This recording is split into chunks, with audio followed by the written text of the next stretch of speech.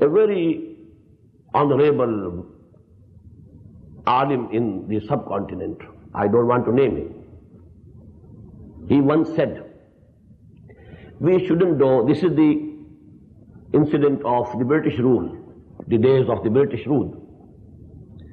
We shouldn't do anything with which our rulers, the Britishers, get perturbed, because they have given us religious freedom. They don't prevent us from going to mosque,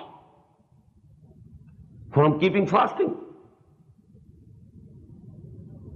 from going to Hajj, from keeping beards, from having our pajamas above the ankles. They have never objected to it. So we shouldn't do anything which perturbs them, disturbs them, because they have given us religious freedom. On that, Allama Iqbal commented in very bitter words, but very correct words. मुल्ला को जो है हिंद में सजदे की इजाजत, नादा ये समझता है कि इस्लाम है आजाद. Because the mullah has been allowed to pray in the mosque, he thinks Islam is free in this country. Islam is not free. It's in chains. It's being trampled.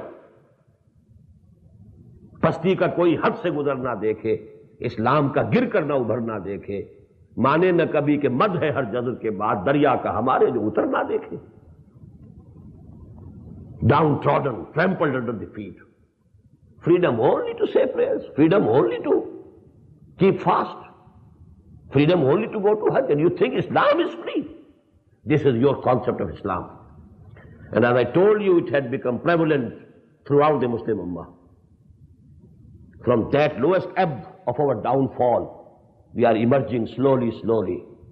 And at least this concept that Islam is deen, not mazhab, is known to many of the educated people these days, especially the youth.